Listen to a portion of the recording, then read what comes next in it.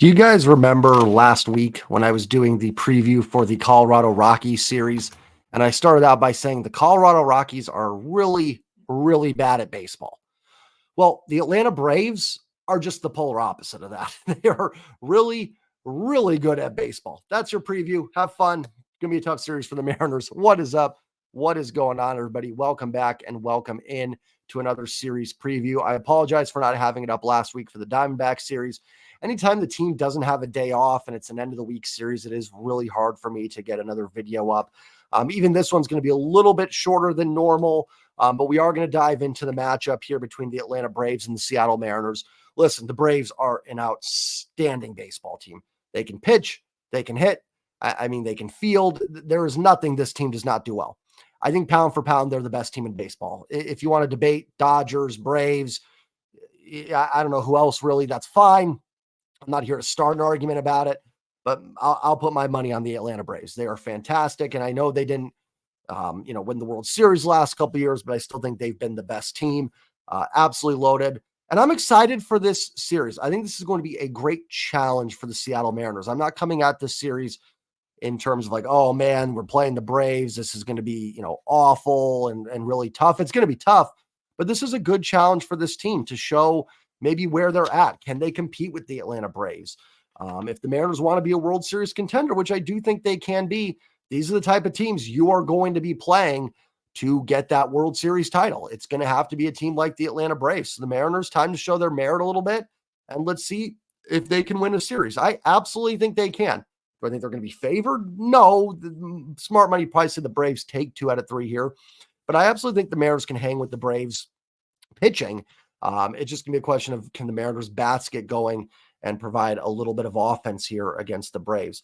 The Mariners bats were really hot for a few weeks there that they crushed it in Colorado. I know the Rockies pitching isn't good, but the Mariners did what they needed to do. They were okay in Texas. They hit some home runs, which masked, leaving some runners on base and stuff like that. And then they struggled against Arizona. Listen, I do think you have to sometimes give credit to the other pitching. We do it with our team, right? When George Kirby dominates, Logan Gilbert dominates, we don't spend a lot of time saying, boy, the other team's offense just had bad at-bats and struggled.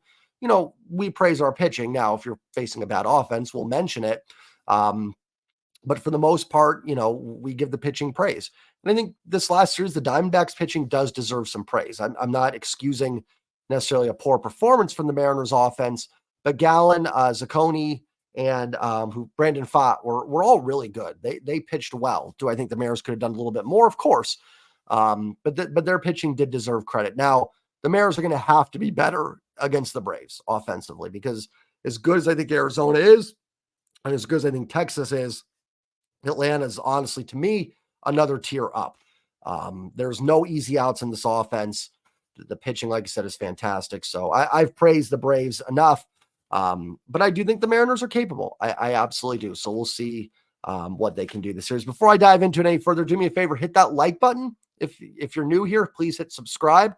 Both help out the channel tremendously, and they're both free and easy ways to support my channel. You guys can see the room is starting to come together. Going to have some more stuff up today as well. So hopefully, just waiting for my case for the Griffey jersey. It's still over here to get that up, and some other of my Seahawks stuff. So starting to come together a little bit here in the new dwellings, essentially. Also, don't be afraid to use my promo code on SeatGeek. Download the app or go to their website. If you're going to T-Mobile this weekend, use promo code JS Trident. Save yourself $20 off your next purchase on SeatGeek. SeatGeek's great because they'll tell you if it's a good deal or a bad deal. Red is a bad deal. Green is a good deal. So you compare it to other sites and stuff like that. So you're going to get the best deal possible on SeatGeek and save yourself $20. All right, tonight, first pitching matchup of the series. The Braves will send Max Fried out on the mound against Bryce Miller for the Mariners.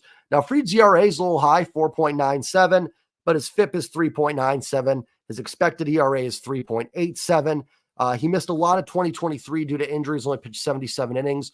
But in 2022, he was worth 5 wins above replacement level with a 2.70 FIP.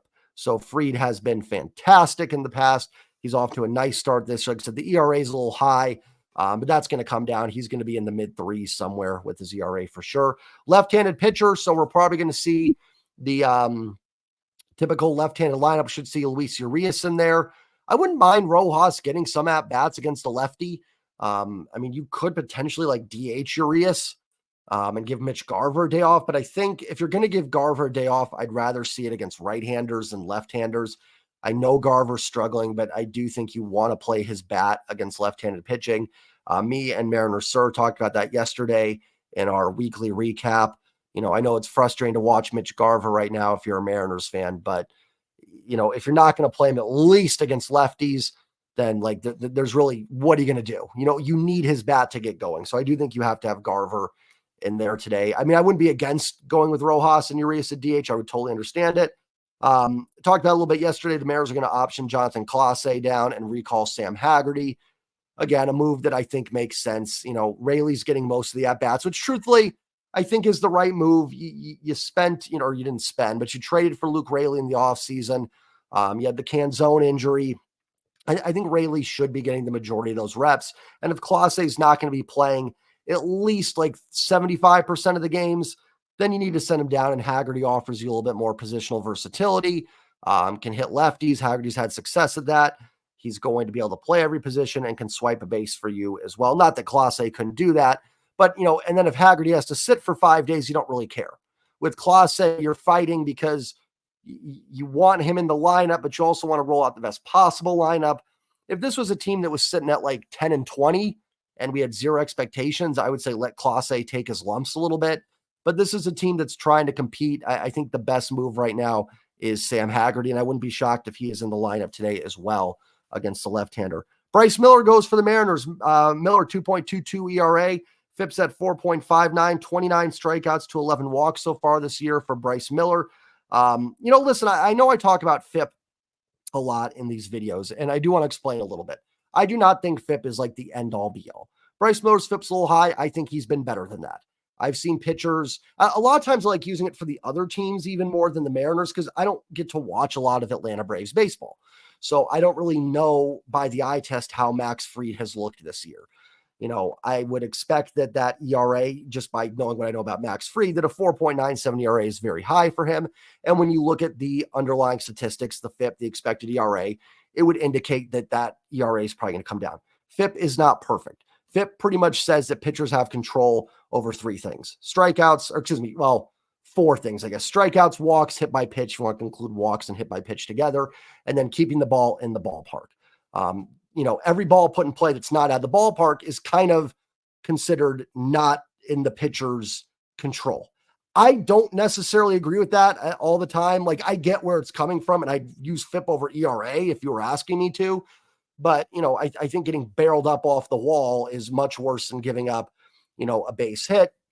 And I do think pitcher has some control over that, versus how hard they're hit. So, and I probably, listen, there's people that can explain FIP a lot better than me as well. So, there's plenty of YouTubers that can explain it much more in depth than that, but that's just kind of the quick basis. So I don't think it's the end all be all. Like I said, I think Bryce Miller has been much better than his FIP would indicate. I've seen Bryce Miller. He has looked good in his starts. But it is just a quick tool to use that I think can give you a little bit more understanding deeper than just the ERA, and certainly much deeper than wins losses will give you. So Bryce Miller's going to have to be on his game today. I'll talk about the Braves offense here in a second. Actually, we'll dive into it real quick before we get to the other pitching matchups. The Braves are second in baseball in WRC plus at 123. The Dodgers are number 1. For context, the Mariners are 21st with a 95 WRC plus. The Mariners had gotten their WRC plus over 100. 100 is league average after the Rockies series. Dipped back down a little bit with Texas and Arizona. Again, I think some of that, the Rangers and D-backs pitchers deserve credit, but a little bit of a tough week offensively for the Mariners, but still 4-2 record overall. I will take that any day of the week against the defending champs and defending NL champs. The Braves lineup is ridiculous. Miller's going to have to be on his game. Hancock and Castillo all are going to have to be on their game. You've got Ronald Acuna Jr. defending NL MVP, who's off to a little bit of a slow start. He's still running a 111 WRC plus. So even not perfect, Ronald Acuna is still a really good player. Matt Olson's off to a bit of a slow start, 101 WRC plus. But you've got Marcell Ozuna running a 195 WRC plus. Travis d'Arnaud, 169. Jared Kellick, our old friend, 112. Adam Duvall, 110. Orlando Arcia, 129. Austin Riley, bit of a slow start, 95. and Michael Harris 129 WRC plus.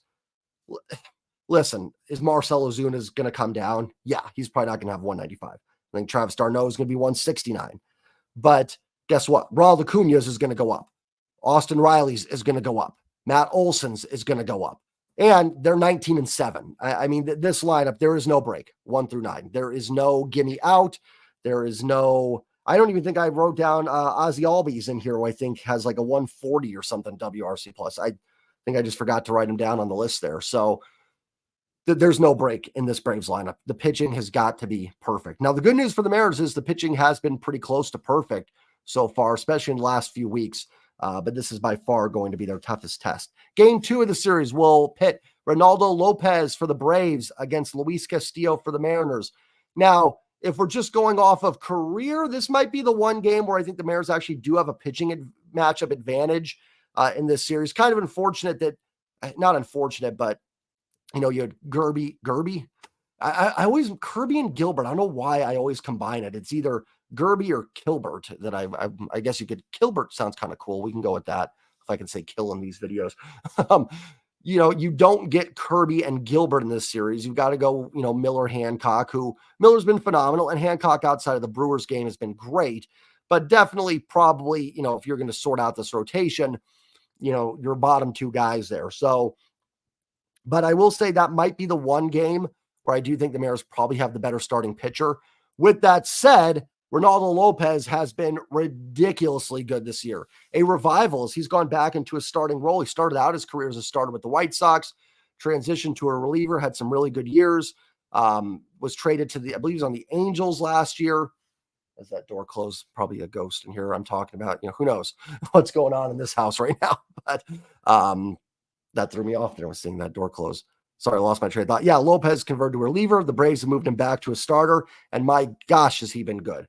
0.72 ERA, 2.7 FIP, 2.02 expected ERA, 24 strikeouts to 8 walks this year.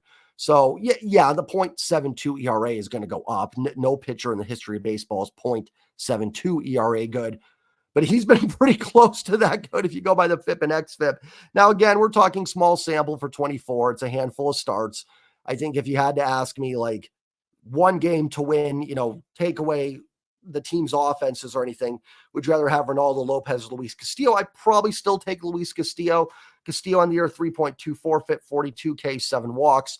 Just the track record has been a little bit better for Castillo, but Lopez has been ridiculously good as well. Right-handed pitcher, so you'll see kind of the usual lineup with Rojas back in there, Luke Raley, and those guys playing against Lopez. But again, he's been phenomenal. Can't take away that the numbers indicate, like I said, the 0.72 ERA probably going to rise a little bit, but not enough where you're sitting there going, oh, wow, this guy's been super lucky. He has been legitimately good. And another guy that's bounced back from injuries, Chris Sale, will pitch game 3 for the Braves. He'll go up against Emerson Hancock. Sale has pretty much missed a ton of time since 2019, but he's been healthy so far this year, and he's running a 3.69 ERA, 3.11 expected ERA, 3.5 FIP, 31 innings pitched, 33 Ks, 7 walks. He'll be opposed by Emerson Hancock for the Mariners, and Sale's been dominant.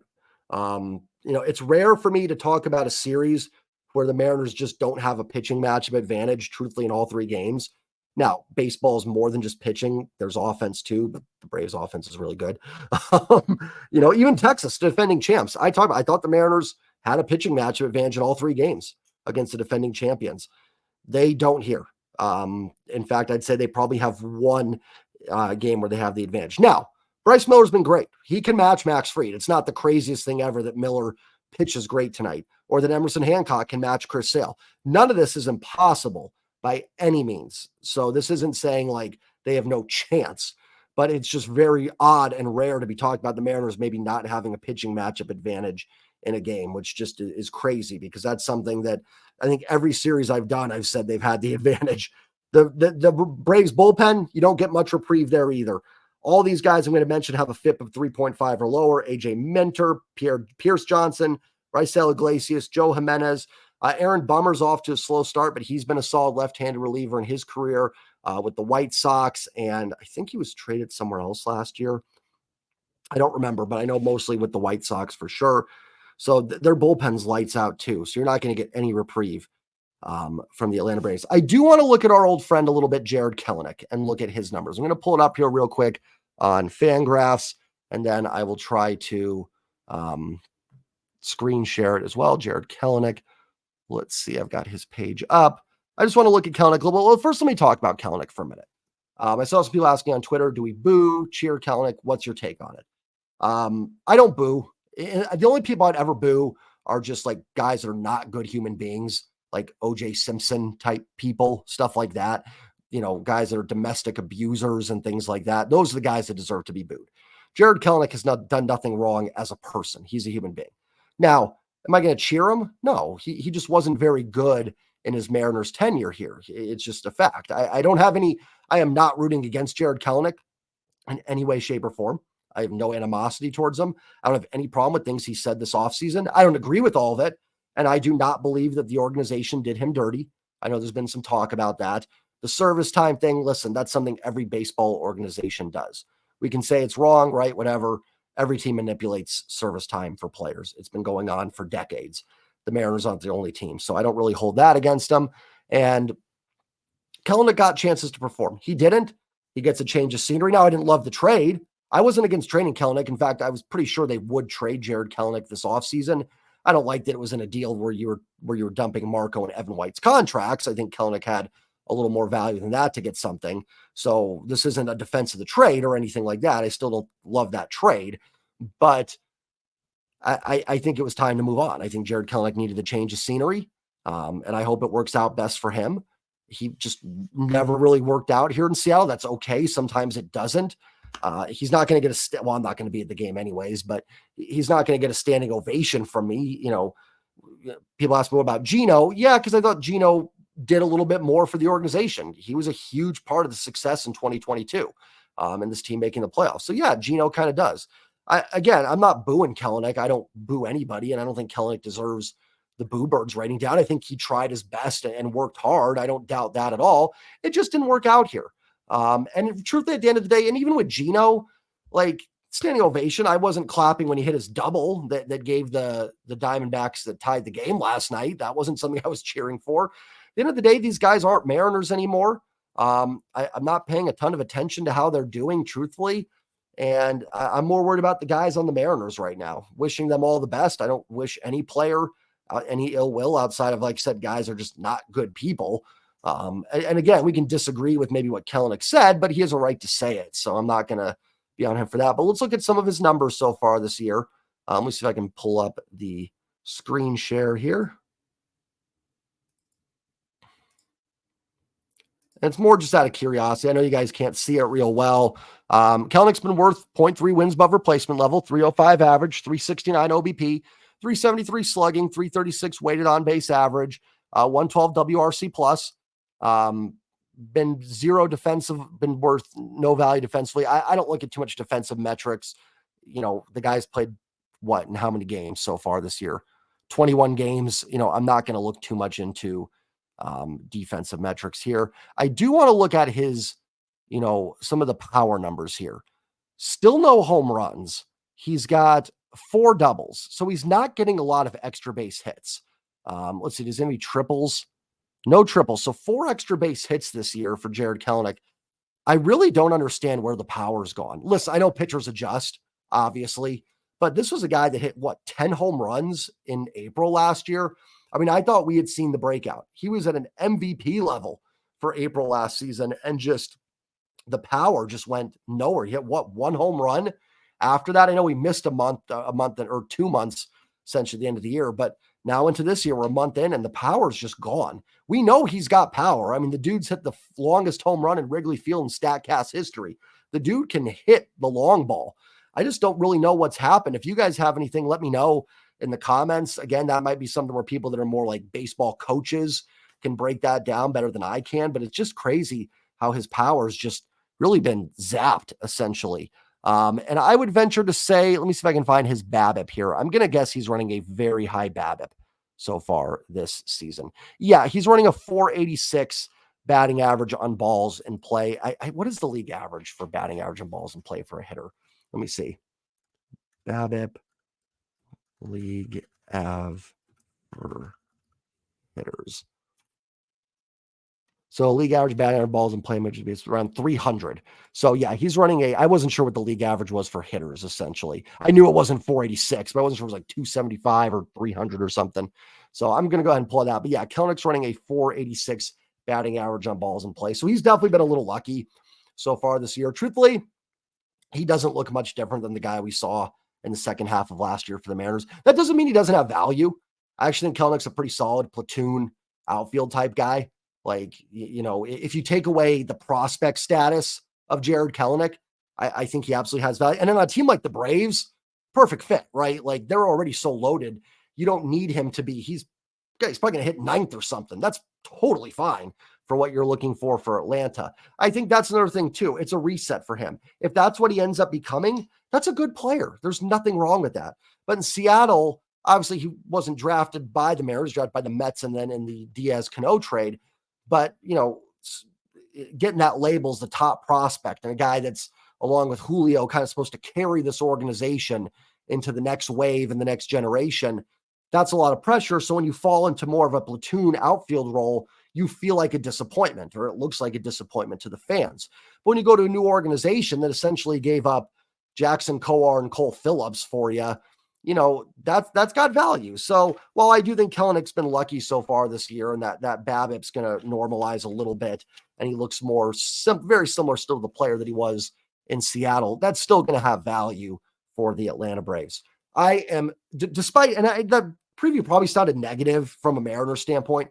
I really didn't mean it like that. I'm super excited for this series. I cannot wait to see how this team performed against the Atlanta Braves. I'm excited about it. I think this is a great test for the team. Listen, the Braves are so good, you could play good baseball and lose all three of these games. That is very, very possible for the Mariners here in this series. But I want to see them competitive. I want to see them going toe-to-toe with the Atlanta Braves. Yes, I want them to win. That would be amazing if they can win 2 out of 3. I'd probably even be okay with 1 out of 3 because that means you went 5-4 over that tough stretch of baseball. I'm fine with that. Sign me up. I can live with that. I certainly don't want the Mariners to get swept and fall back under 500 here. That would be disappointing. But I'm just looking forward to a fun series. This is going to be a great test for this team. Great test for Bryce Miller and Emerson Hancock for sure.